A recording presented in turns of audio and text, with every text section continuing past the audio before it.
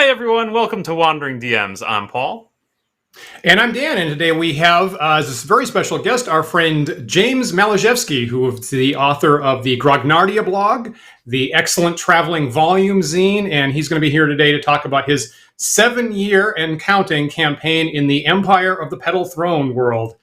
James, thank you so much for joining us today. It's good to be here. Thank you for inviting me. Cool.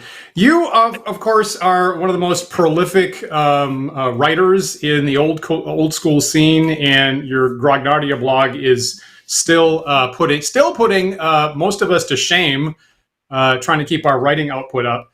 And you're one of the world experts, I think, at this point on playing in the Empire of the Petal Throne.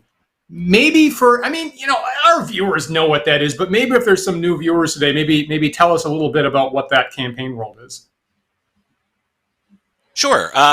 So Empire of the Petal Throne is the second role-playing game that TSR Hobbies produced in 1975. The rules themselves are more or less a original Dungeons and Dragons with some variations added to them. Pre-Greyhawk original D&D, so there's no thieves, none of that. And the spell system's a little bit different, but the primary difference between Dungeons and Dragons original D&D is that it has its own unique setting, Tékumel, which is not based on European fantasy and history, but rather instead is an original creation of a professor from Minnesota. Well, rather he taught at Minnesota, University of Minnesota, M.A.R. Barker.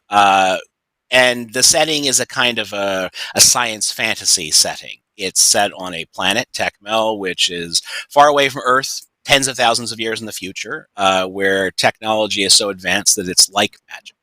And then humans go to this world. There's a cataclysm that occurs that throws everything back to a more primitive state. And the people there, the human colonists there, along with the other alien beings that came with them, they sort of, they've forgotten what they once had. They don't understand the technology anymore, and it appears to them as magic.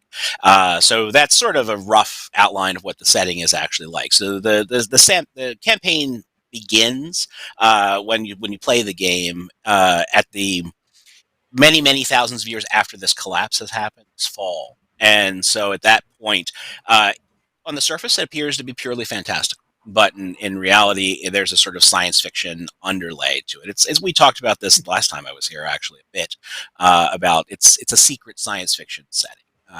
And that's roughly what makes Tékumel distinctive from, say, Dungeons and Dragons. I mean, D&D, as you know, and I'm sure you've talked about this many times, has lots of science fictional elements to it. But this one, the Tékumel is very explicitly based on those kinds of golden age sort of science fiction, this sort of very high tech Clark's Law sort of science fiction, and that's one of the things that makes it very, very unique. Is there something else that you think people would be interested in knowing about? I feel like that's a pretty good preview. If somebody did not know what EPT was, I think that's a pretty good overview. And it's interesting how we have had conversations with guests in the last year a number of times. I love this phrase, secret science fiction, actually is very useful. Tends to, roll around in the undergrowth down the basement of like a lot of campaign worlds and a lot of like D&D ideas. So it's kind of interesting to think about how early it was made really prominent in Tékumel. So it's really interesting to think back to that. So the main thing we want to talk about today is you've been running a specific campaign that you call House of Worms. And from what you told me, March, I guess, was the 7th anniversary of that. So yes. Some of us, so frankly, I'm really jealous. Okay, so I hear, and maybe there's going to be some super ultra, old school guy that's going to come on and go, well, I've had my campaign running for 10 or 20 or 30 years or something like that. And I, am very envious of those kinds of ongoing campaigns. I hear about it. I wish that I had managed to do that. I've never managed to do that. So how do you do that? How do you keep a campaign running for 7 years and going? That's a lot of luck, to be honest. I mean, but there are a lot. There are many things I could talk about. So yeah, the campaign began in March of 2015. This was back in the days when Google Plus was still a thing, if we can remember those days. And I had run two Tékumel campaigns prior to this. One back in the late '90s, one mid 2000s, first decade of the century. And I wanted to do it again. And I felt that I had a better understanding of the setting and better hooks for bringing in new players, people who were unfamiliar with the setting and the game, Empire of the Throne. So I just put out a call onto Google Plus, and I got a bunch of players. There were 7 players who initially expressed interest in playing. Of those, only 6 ever actually made it to the point where they played. One of the players, after he said he wanted in, he couldn't because of schedule. And of those 6, there was only one person with whom I had played extensively prior to that. Several of them were complete strangers to me. I never knew them at all, except online in a kind of a vague way. I'm sure you know what that's like. And that that was the beginning. That was the beginning of the campaign. I had no expectation at the time that it was going to last as long as it did. As a general rule, and maybe this is important, when I start something new, I do it with the expectation that it's going to go on for years. I don't plan things on the basis of, I don't do mini campaigns or, extended arcs or one-shots or things like that. I generally always assume this is it. I'll be playing this until I die. Now, it never really happens, but this is the closest I've come to that in a very long time. But that's the assumption. So that's the mindset I go in. So maybe that's part of it, right? I sort of think about that. All right, can I interrupt and ask? Are all 6 of those players still playing today? 4 of them are still playing. 4 of them are still playing. 2 of them dropped out around the same time due to just real life circumstances that prevented their continuing to play. But prior to their leaving, another person joined, and he's still with it. So 4 have been around for 7 years, 5 have been around for 6. And then there are currently 7 players in the campaign. The other 2 have been around for 2 or 3 years, I think. I'm sort of lose track. And then I've had other people who have popped in or out for short periods of time because they knew I was running it, and they said, hey, I've never played Empire of the Throne. I want to know more about Tékumel. Would you mind if I sat in? And it's usually pretty easily done. The campaign is set up in such a way that it's very easy for players to sort of join for short periods of time. That's very cool. That's I know the one time I tried to run a long running campaign, I think I maybe made it to 2 or 3 years, but then continued to try and use the world that we had kind of organically grown from the output of that to like run more campaigns in. But it's hard to call that still the same campaign. Like the only combining thread, the only returning player really is me. But I'm curious. So having had this experience, which I've not had, are there any surviving characters? Is there any 7-year-old character in this game? Actually, yeah, there are. The 4 characters that survived in the beginning are still around. There's a couple reasons for that. One of them is I hope this doesn't destroy like my old school cred here, but I'm not a killer referee. Like I don't do that sort of thing for the most part. My players are also pretty smart for the most part. But honestly, I think the main issue is that the campaign is very social and exploratory, more so than combat oriented. There are extended sections where they spend a great deal of time involved in fighting and that sort of thing, but and I don't want to frighten people away because one of the knocks against Tékumel that is often said is that it's a anthropology game. It's an exercise in fantasy anthropology, or I've heard people use the term culture game. And there's something to that. There's something to that, certainly, because part of the enjoyment of it, and I think one of the reasons why it's lasted as long as it has, one of many, is that it's about these exploration of these fantastical cultures, and the players over time start to become acclimated to these imaginary cultures, and they start to think like the people in that setting. That was probably one of my proudest moments early on when the characters, this happened probably about a year into the game, maybe a little longer, where through a magical mishap, they wound up transported to a far off place. They didn't know where it was. And eventually they figured out where they were and how far away they were from home. And they began judging the other place, this other society and culture, through the lens of their home, their character, society, and culture. Now, and Tékumel is a very, how shall we say, culturally chauvinist sort of place. It's an ancient world, and so the people there, they tend to think, well, the way we do things is the best. It's not a modern world. It's a traditional sort of setting, and so it's like, in this place they do this thing. No, we can't. That's ridiculous. Like, why would you do that?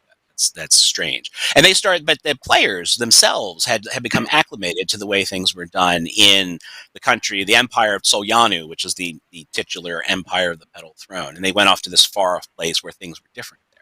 And they started viewing, and that was a proud moment for me, just because it meant they got it, that they'd finally been acclimatized, they'd become acculturated to this imaginary place, and that was fun. It was really enjoyable. Now, it was sometimes it would lead to jokes and so forth because the players knew what they were doing and they were aware of it.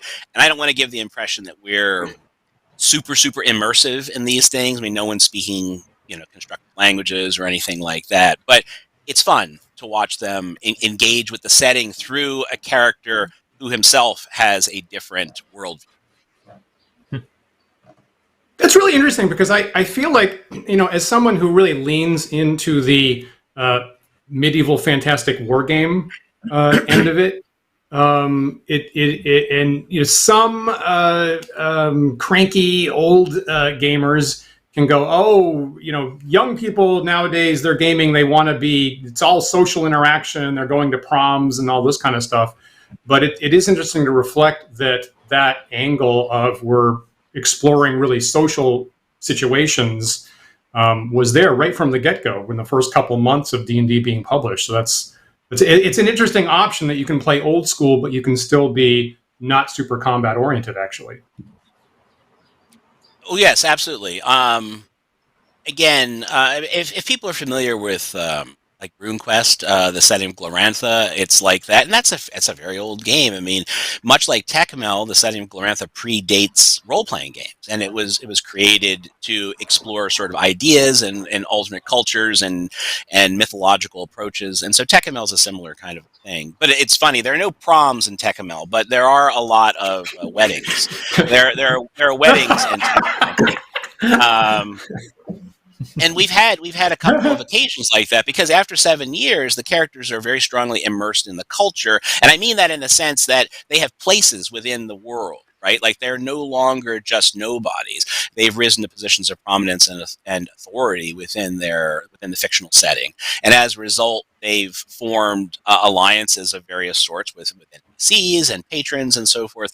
And that includes marital alliances, like the characters have married. We've had like 2 big weddings that happened in the game that were really excuses for, well, I shouldn't say that, but partially excuses for politicking and influence peddling and trading between different factions.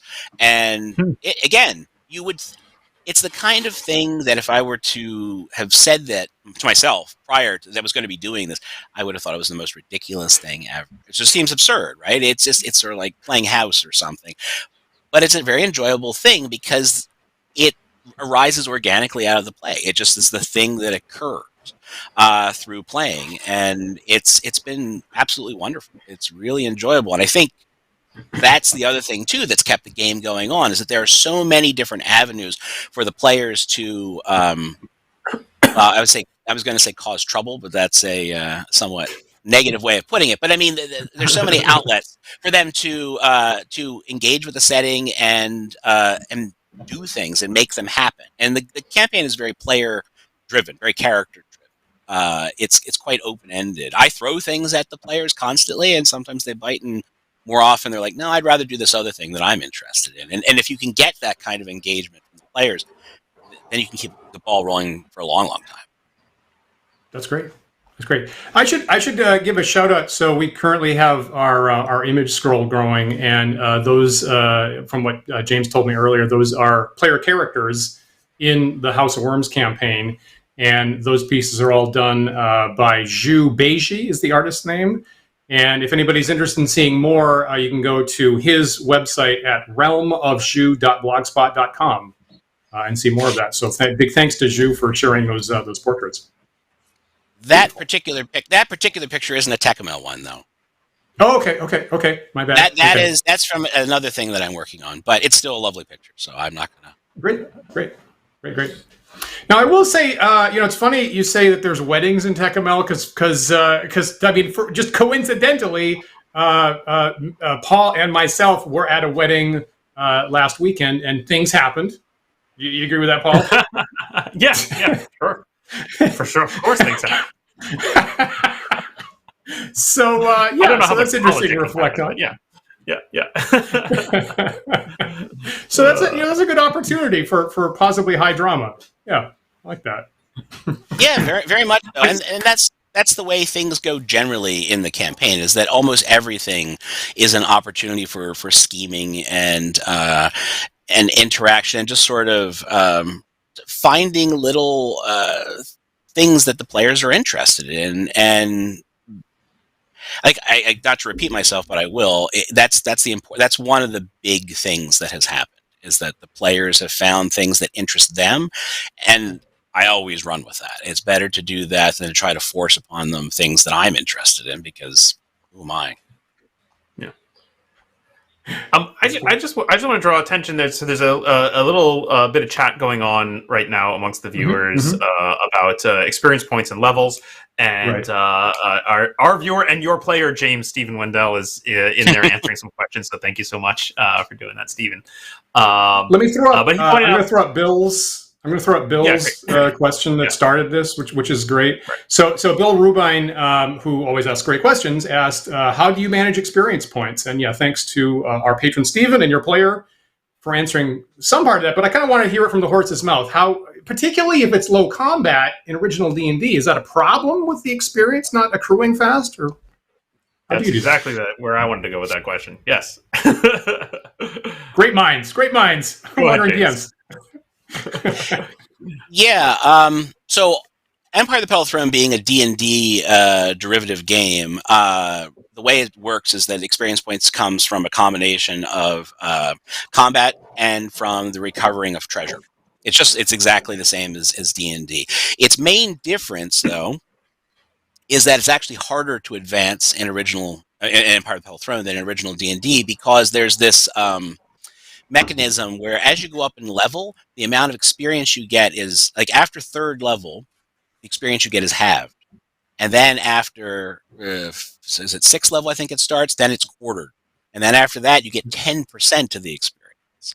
So, yes. So as a result, in this campaign, after 7 years of play, there's only one character who is 7th level. And that's the highest character level of the game. And he only got to be 7th level because there was a magical book that gave him experience to gain one more level. He should be 6th. So in terms of XP that's been accumulated, it's only been 6th is the highest. And that's a character who's existed since the beginning of the campaign.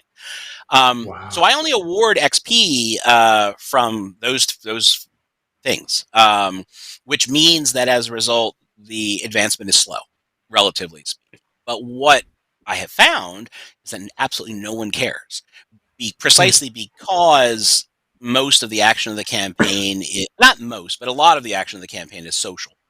It means that it doesn't like what your combat abilities are isn't really significant much of the time. The other thing it's done inadvertently is that it's preserved that sweet spot of D&D where the mechanics work really well, where you're not so weak that you can be killed by something insignificant, but you're also not so powerful that you can never be put into any kind of danger, or that your abilities are such that they could be literally world shattering. Interesting. I'm going to throw up an addendum that Stephen just put up in the chat that I think is interesting. Stephen Wendell is saying, and that character got that book as a wedding gift. It's true. It is absolutely true. The character, in fact, I think I sent you. There are two pictures that I sent you, images that show a man and a woman, and they both represent two different married couples from the campaign.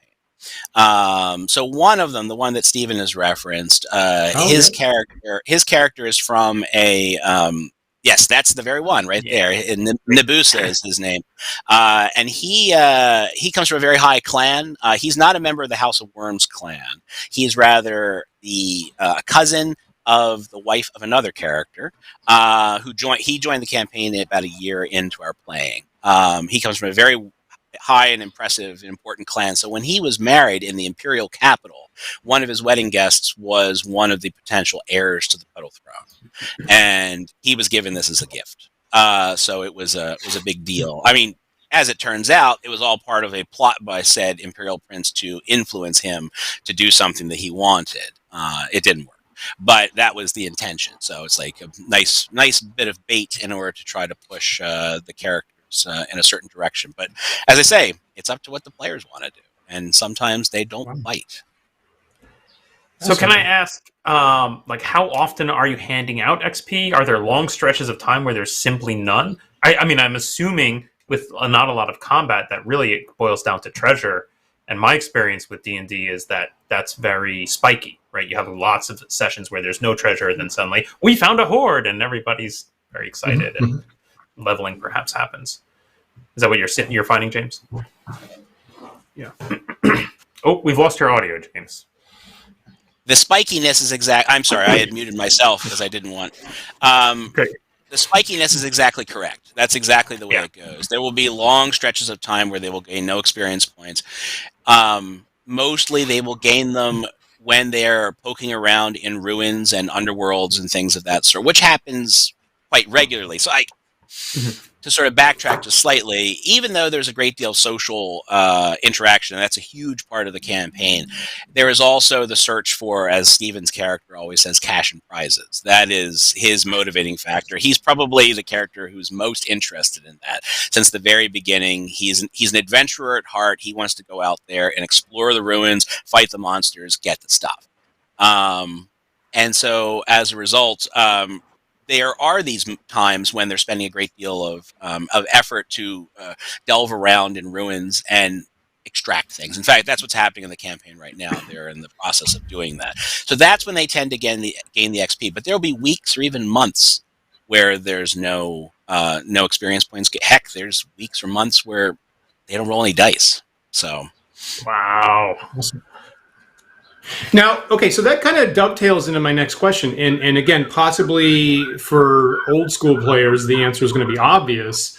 But I feel like if 5th edition players are watching this, they might expect, if it's a heavily social interaction campaign, they might expect a lot of social skills. Do you have specific mechanics or roles or abilities or skills to handle the social interactions or not?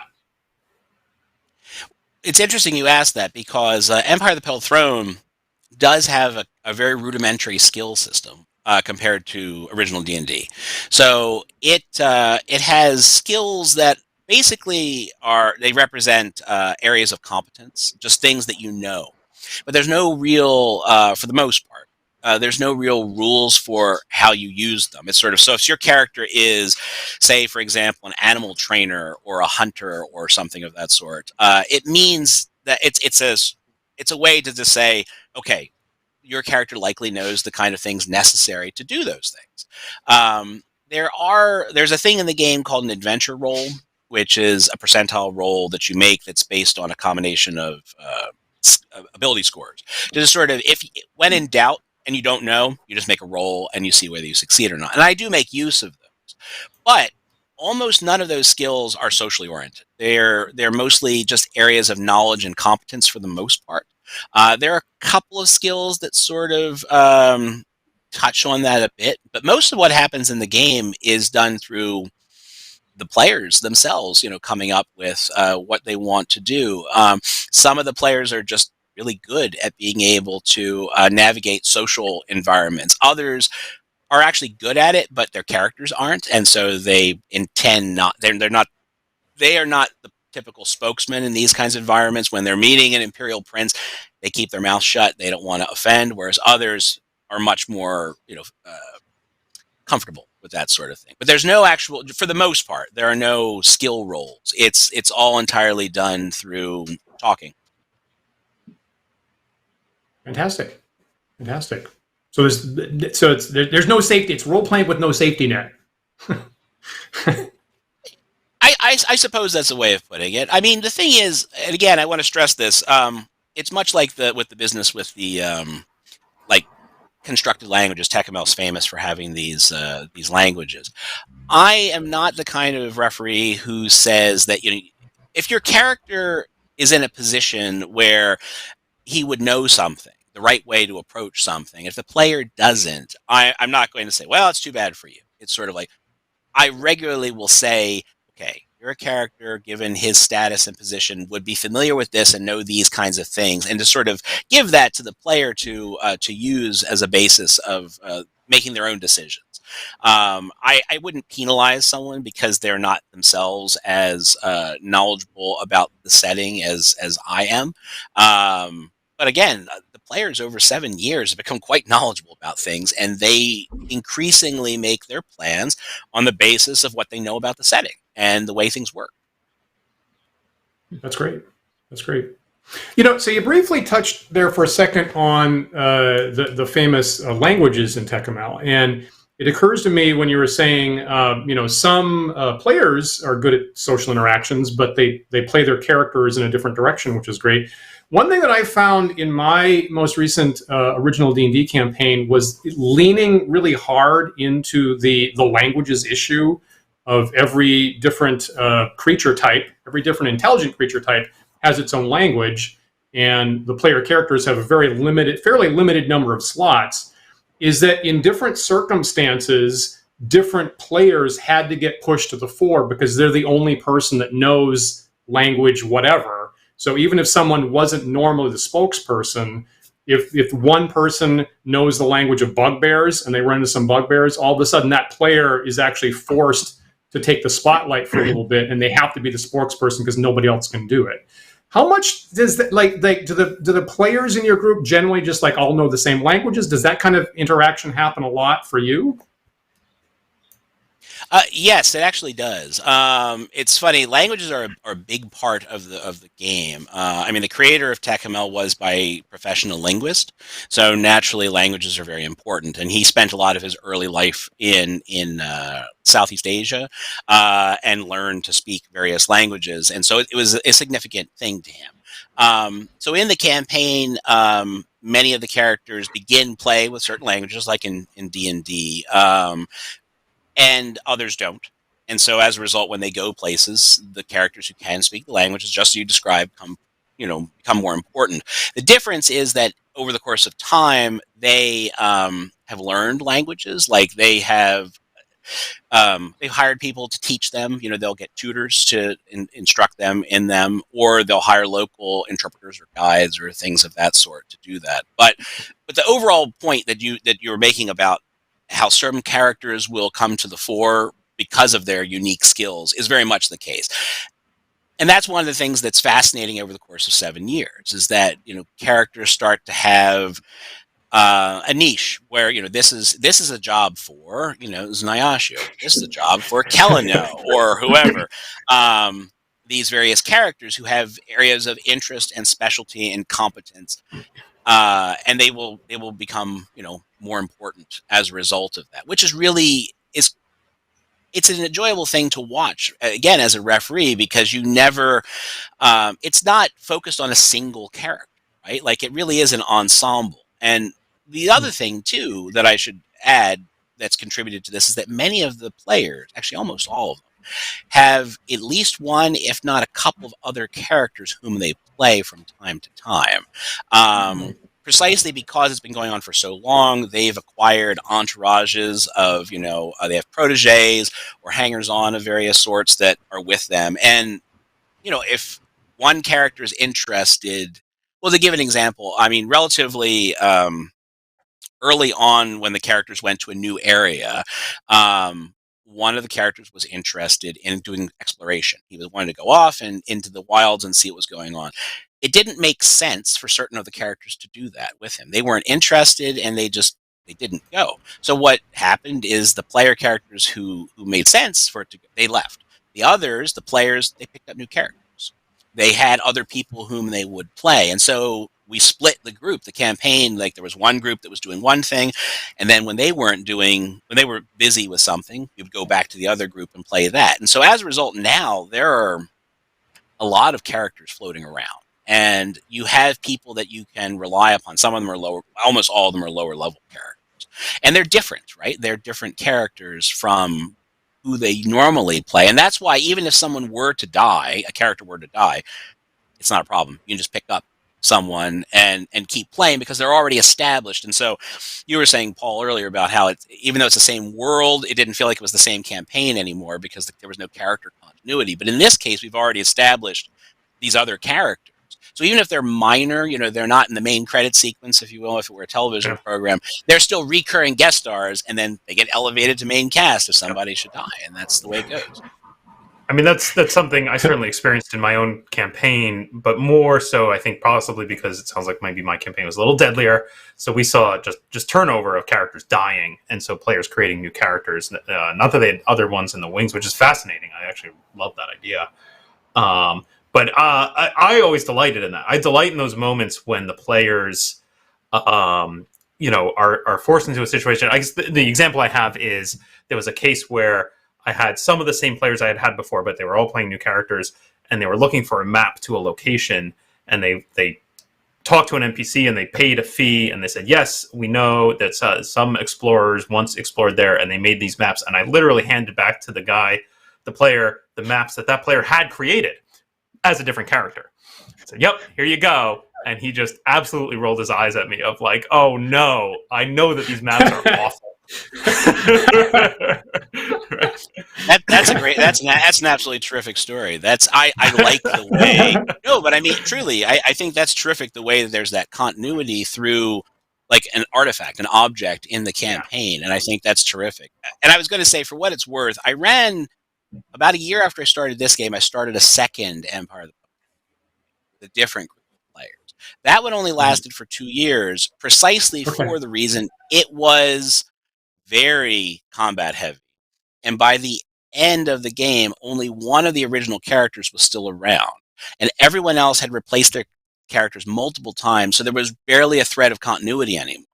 And it just didn't feel like the same campaign anymore. It felt very different. And so that sort of spoiled some of the fun. So I don't know. I'm not going to I don't have a strong opinion on the matter, but I do think it's important if there be that thread of continuity, which is why I am really grateful at this point that there are those additional characters, because the things that the characters are doing now are pretty dangerous. And I won't say I live in fear, because I don't, but I mean, I do wonder. I think, okay, this is it. They're going to kill themselves. And they've come so close so many times. I mean, one of the player characters has actually died twice. And it was incorporated into the sort of evolving mystery of what they were investigating. And I was very happy with the way that worked, but it was purely, it was not intended. It was not intended that was the case. The player, that was Steven's character, had done something that was foolish. He cast magic while wearing metal armor, which he shouldn't do because it has and he killed himself. And then the players, rather than leave him, they decided, okay, we got to find a way to bring him back from the dead. And they did, but it was in this foreign city-state in this unknown land, and they got him brought back. But when he came back, there was something off. It wasn't quite right, because he had been seemingly infused with the power of a foreign deity. And so he started behaving a little differently, and he had certain knowledge and abilities that he didn't previously have. And that was very useful to me in presenting things about this other culture. And they got to learn more about it, because these people treated him like, oh, well, he's the vessel of a god now. So this is perfect. We've been waiting for this moment. You're going to lead us into war against our enemies, right? And it never happened. But the point is, that's what was being pushed. Again, as I say, I keep pushing these things, and the players they just don't listen. They have their own ideas.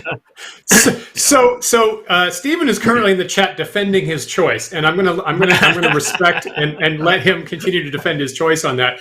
But this brings up a really interesting issue about how much resurrection magic is available and how much it affects a long-running campaign. And so one of our top patrons, Joshua, has made the point multiple times that, you know, we think of old school D&D as being super brutal and having a high body count, but on the other hand, you know, resurrection, raise dead spells have always been in the core rulebook from day one. And maybe it was intended that was fairly easy to access. I personally am someone that is kind of slightly aggravated about the world building aspect, about having resurrection magic apparently like a commonly functioning part of the world. But Joshua makes a pretty darn good argument that maybe that is what part of the game is intended to be, and that does keep continuity of characters on.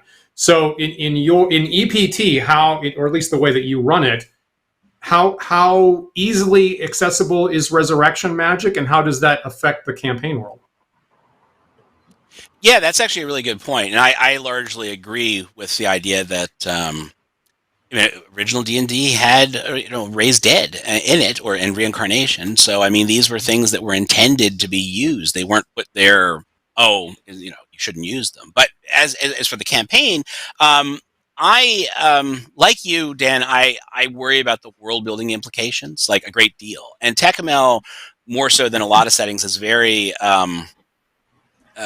tight in the way that it presents its setting, and so I do worry about that. But like D&D, original D&D, Empire of the Petal Throne includes rules for raising the dead. Like there are spells and magics of various sorts that will allow you to do that.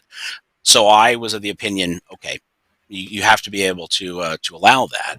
But what I have done in any occasion where it's occurred is I've made sure that I try to contextualize it in the setting. So I tend to restrict it. There in the Empire of the Petal Throne, Solyanu, there are 20 gods that are worshipped, and they all have their particular spheres, and there are 2 gods of death.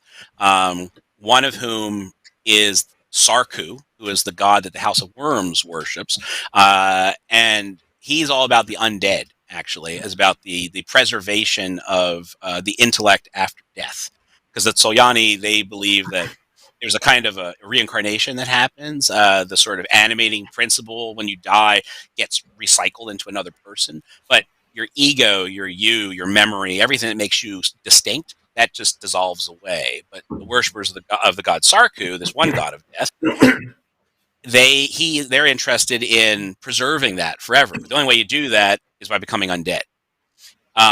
So that's one thing. But then there's another god, Belkanu, who is also a god of death and has a different perspective on things, and the undead are not part of his perspective, his point of view. All this is a long way to say that I do allow these things, but it's always done in a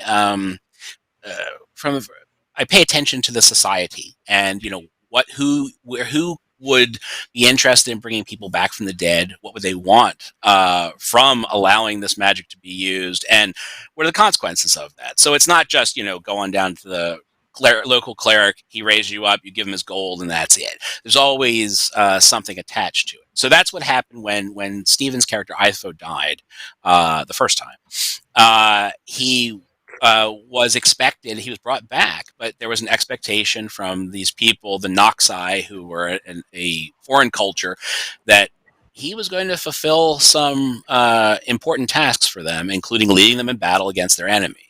And so for a long time, the characters were entangled in the politics of the city-state where these particular people were from, and it led to lots of very, very interesting things for months. I mean, it sort of was an engine for the campaign, and I was very happy with the way it turned out. And it was totally unintentional.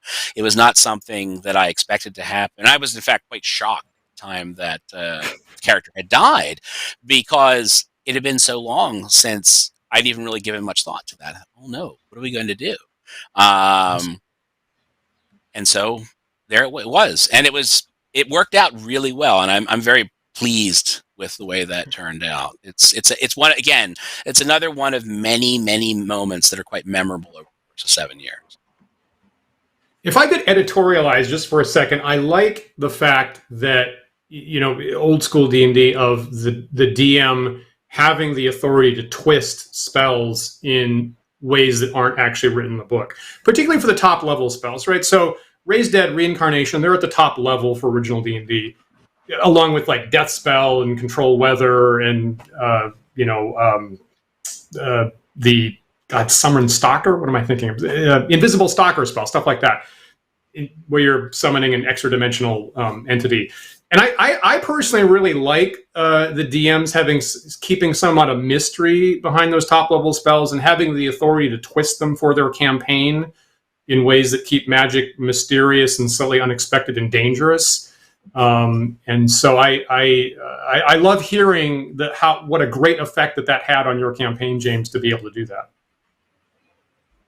Yeah, really, I mean, the thing is, as I was saying earlier about Tékumel being a sort of secret science fiction setting, the magic is poorly understood by most people in the setting, and it's sort of held by these temples who have this knowledge that they've marshaled for untold centuries. And so as a consequence, even people who are fairly intelligent and well-read and educated don't know all these details. So the setting itself helps that a great deal. It's very, very easy to do that, and it just feels appropriate. It feels like something that should be in the setting, that kind of mystery and secrecy about the way those most powerful magics work. So, in some settings, I guess it would be harder, perhaps, to do that. It depends on how you present things. But I've tried very hard from the beginning to sort of emphasize that.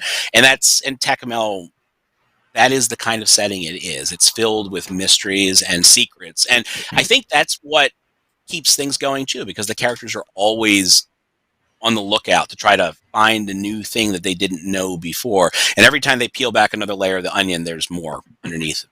And it just sort of keeps it going for a long time. That's great. That's great. So so I've got my eye on the time here, and I have so many things I want to ask James, and now I know I'm not going to get them in all at once. Should we? You have a player in your game that's pretty well known as a map maker. Can I say his name on the show? I don't think he would mind. No. Okay. So James sent me a city map that one of his players, who's Dyson Logos, made, and we have it on screen currently. And we can't show it on screen in its full glory because it's the single biggest map I've ever had to deal with. It's 13,000 by 20,000 pixels.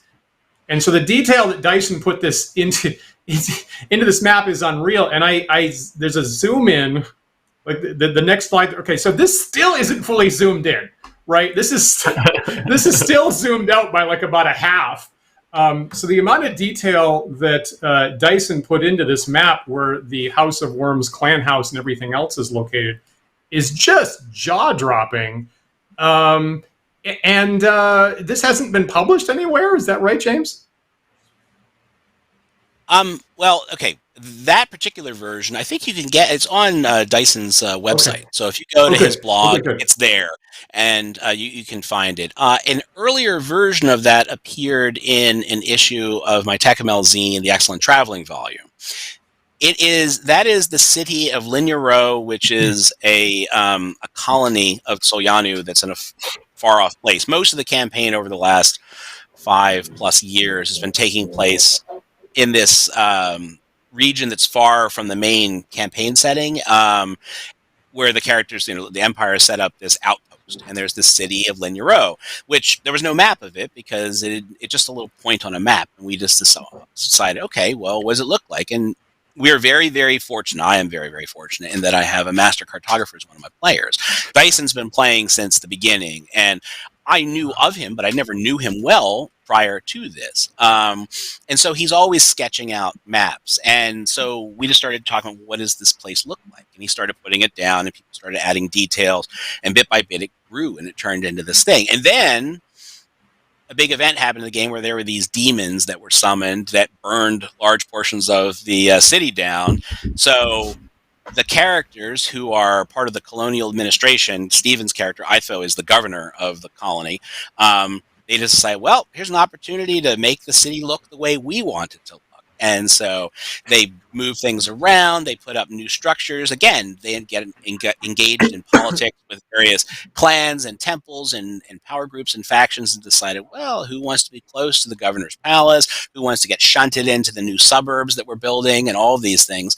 And it was great. And so that version that you're showing there is, I think, the most recent version, because there's two parts. I don't know if you can see in the sort of the north, the top of it, that are kind of sparse, that are not very open. And those are new areas that have been built over the course of the several years that the characters have been running this colony. And so, they added extra walls. And so that's what they've been doing. Like, this is the domain game, if you will, except it is a single city that they've been put in charge of that's part of this far off colony. And it is amazing to me how much time we've spent in sessions. Again, this is to give you a good example what I mean by when I say social, where they're doing this. They're negotiating with different factions and seeing what they can extract from them, what sort of favors they can get in order to put them in one place or another. I mean, we joked, it said, who else has a campaign where you spend, several sessions engaged in urban planning? But they did, and it was fun, and it was very, very enjoyable, right? It's the same way, another character, like we spent an entire session about matchmaking. He was looking for a wife, and so he was going around to different clans and seeing who had the best, who could offer the best to him, and it was disturbingly fun. It was really, really enjoyable. I'm curious, James, awesome. And maybe this will segue into the question that John Miller has asked recently. Dan, if you want to put that on screen. I'm just kind of curious, like, how much of the content of your campaign has come up organically, or stuff that you're inventing on the fly, versus what you planned ahead, versus what is actual written material that you started with. Maybe we can unwind that and start from the beginning and ask John Miller's question, which is, what's the best way to get started as a DM when setting up a Tékumel campaign? What books or games do you recommend? Okay, well, that's a very easy question. If you're just starting with Tékumel, Empire of the Petal Throne is all you need. You just start with that. It's very basic and simple. The amount of setting material there is very small by comparison to other stuff. I think it's a lot less off-putting compared to the later material, which in charity, I would say, is written in a kind of a dry academic style. It's very off-putting, I think, to people. And honestly, I don't use all of it. It's just it's impossible to use all of it. I forget details all the time. You have a book that's a couple hundred pages long, just filled in tiny, 8-point type. It's like, so I would recommend Empire of the Petal Throne would be the place to start. And then if you like that and are interested in more, there's another book called the Tékumel Source Book, and that probably tells you more than you would ever want to know. But it's the kind of thing, I would say, you read it, you get a bit of the flavor, and add little details as you will, right? Like, don't worry about knowing every single detail, because no one's going to care. It's all about the overall sort of, as a flavor of the thing. Make sure that so it doesn't feel like your typical vanilla fantasy thing.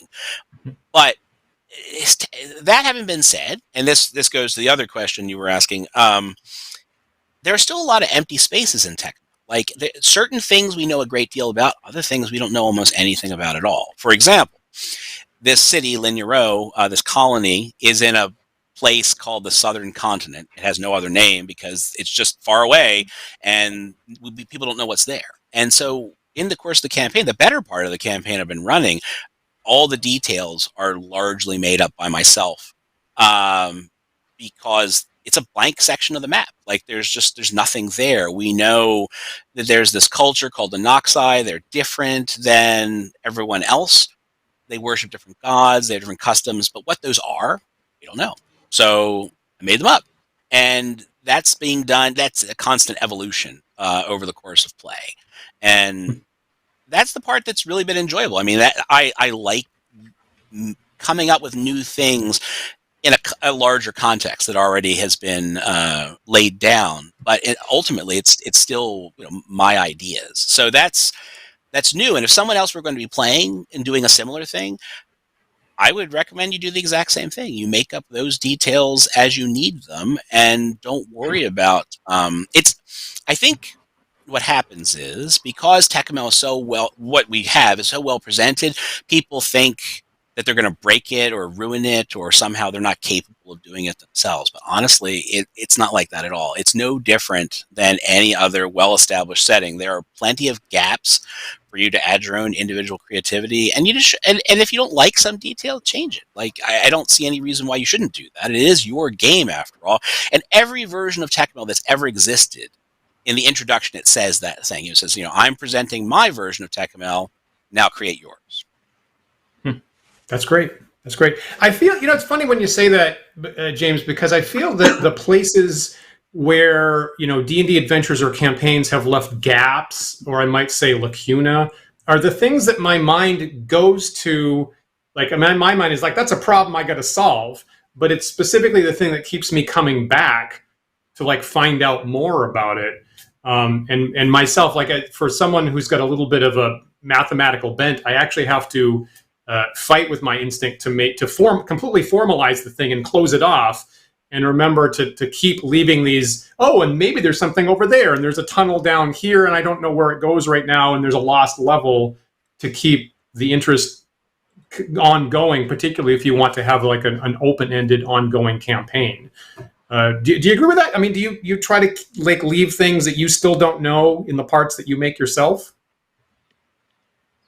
Absolutely. Yes, definitely. I've said sometimes, and it is not an original thought to me, and I think it's true of a lot of people who create. In the course of playing and going through all of this, I'm learning about the setting as much as the players are. Right? It's an opportunity for me to, their characters are literally exploring the setting, but by their going off into those little blank spaces on the map, it's an opportunity for me to figure out what's there, because we don't know. So I had to come up with some answers for that, and it's been enjoyable. I mean, that's one of the things I find really great about this, and I think, if I were to try to sum up, I guess, how the campaign has survived for as long as it have and continue to maintain interest, it's the fact that there are so many things left unexplored, unanswered. There's still lots of mysteries and secrets and places to go, people to meet, things to discover. And, I made this onion reference earlier, about peeling back the layers. And it's just every time the characters do something and they think they've got a handle on it, they find out there's more that they don't actually know. And they may not be prepared at that time to deal with it, but they'll remember it and they come back to it, or they don't. And then it just becomes another one of those dangling threads, but they still could come back. I mean, I've been amazed how often something that was presented years in the past will suddenly come up again. And they're like, hey, yeah, you remember that time when we did this, or we met that person? I bet you that's related to this. And it's like, actually, that's exactly right. Or, well, it is now, right? Because that's another thing too, right? I like to say I'm kind of a lazy referee when it comes down to it, and often the best ideas are the ones I steal from my players. Yeah, I consider that to be a master DM play myself. That's good. Well, thank you. I'm glad you like it. We have about 5 minutes remaining here, so I'm going to ask for final thoughts here. Dan, is a question burning the tip of your tongue here that you want to get out? Well, yeah. Okay, one other thing I wanted to ask James, of course. So prolific, and James puts out so much stuff, and he's got the Grognardia blog that he updates almost every day, sometimes multiple times a day, which is just a huge treasure for all of us in the old school community. He's got the Excellent Travelling Volume, which is his EPT zine that comes out once in a while. You have a podcast now. That was actually news to me. So you've got the Hall of Blue Illumination podcast now. That's also EPT based, right? Yes. It's a Tékumel fantastic. podcast. there's links to all this stuff in the description on YouTube. And my understanding is that you've been working for a while on a project called Secrets of sha-Arthan, and I guess we have the draft cover there at the end. What is that going to be, briefly? That is going to be, it's more or less my Tékumel. It's sort of I like Tékumel a great deal, obviously, and that campaign is continuing, and I'm enjoying it greatly. But I've wanted to try my hand at my own sort of secret science fiction setting, and I have different interests and tastes that I don't fit in Tékumel that I'd like to try out. So that's more or less what this is. It's another fantasy setting that I'm much more slowly than I had hoped. I mean, I think I talked about it almost a year ago with you, and I'd hoped it was be closer to being something I could present to people. But it's coming along, and it's percolating in the background. But it's my take on that kind of genre, that sort of secret science fiction fantasy setting. Great. You were in good company with people that take a long time to get their product out, so we couldn't sympathize more, right, Paul? yeah, for sure. But let me leave if you, James, have anything else that you want to talk about your long running campaign or projects, feel free to tell us. Maybe I've overlooked something that I should have asked about. I think I'll say one other thing that I didn't mention, and that's that I think, the two most important things that I have learned is that, have a good group of people to play with that you can rely upon, and that are committed to actually playing. And then beyond that, meet regularly, like do it constant. Like we meet more or less weekly, keep it up. Every session is not going to be gold. You should not expect that every session is going to be filled with deep and meaningful and memorable things. But on the other hand, every single one of them adds a kind of depth and texture to the setting that you never know later on someone will remember, like, as I said, these details. And it'll make those sessions that weren't so interesting seem more significant over time. You're building something up, bit by bit. It's just, you're just a little pebble here, and before you know it, you have this giant mound. And just keep at it. Really, don't give up too soon. That's great advice. I love that. Yeah, that's fantastic. Viewers, as Dan mentioned, links to all of these things, the podcast and Grognardia and various other works that James has worked on should be available in the description of the video here on YouTube. So please check that out. If you have any further questions about Tékumel or any of the myriad of topics that James has been on to talk about, whether it's secret sci-fi settings or D&D in general, please post them. Obviously, we love having James on. He's record-breaking 3 appearances on Wandering DMs. So leave us your comments and questions, and surely we will prepare ourselves for visit number 4. Slowly leveling up, but James is at the head of our party. So if you're new to the show, remember that you can like, follow, and subscribe to us, the Wandering DMs. We are on YouTube and Twitch and Twitter and Facebook and GitHub and TikTok, and we do have the handle Wandering DMs on all of those sites. So look for us there, follow, and you'll get updates on upcoming shows and upcoming guests like James. If you prefer to listen to our show in audio-only podcast format, you can do so. Those podcasts are available at our website at wanderingdams.com. They're also available through other third-party podcast carriers such as iTunes and Spotify and Google Podcasts and a large number of others, I'm sure. If you're listening to this show on one of those sites and it has the capability to do so, please rate and review our show there. That helps other users of that carrier find us, and we really appreciate it. Yeah, we really do. And big thanks to our patrons, of course, who support the show and are involved with the chat and add to our programs all the time. If you're in a place where you'd like to join them, please visit patreon.com/wanderingdams. You'll see our different tiers. You can get discounts on our merch, access to a private Discord server, monthly behind-the-scenes stuff, and after-party chat that we hold every Sunday right after this show. So we'll be there in about 10 minutes to continue the conversation live with our patrons. And if you're not a patron, throw $1 in and join our session on Sundays that we enjoy so much. You're going to be there today, Paul's right? Yep, I certainly will. Looking forward to it. Great. Awesome. Please come and join us. I think it's a big benefit and definitely worth your while. A lot of interesting conversations, and some of our show topics come out of those chats. So please do join us. That is correct. And other shows coming up this week. We have my game. I play games from the Elder Times. Late night is going to be Tuesday at 11, and I'm still hacking away at the Dungeon Hack game. I'm hoping I get through it this week. And then the week after that, we'll probably switch that show to Thursday nights, actually. But this week, still on Tuesday. Next week, we'll hope you'll be back, because we've been planning to have one of the topics that came from one of our patrons, actually, is talk about Western, Wild West role-playing games, actually. And, of course, D&D was the first. And today, with James, we were talking about EPT, which was the second. And the third game right after that was Boot Hill, which was a Wild West game. And I know that James has played that. And in fact, the Wikipedia article on Boot Hill quotes James extensively for his review that he did of Boot Hill at one point. So we'll probably be referencing James again next week when we talk Wild West role-playing games, actually. So tune in then. But James, thank you so much for joining us. It's such a treasure whenever we get to spend time with you, and we really appreciate it. Thanks for having me. I had a great time. That's the best. So yeah, don't forget, we are live every Sunday at 1 p.m. Eastern Time. So please join us again next week for another thought-provoking discussion. We'll see you then. Bye, everyone.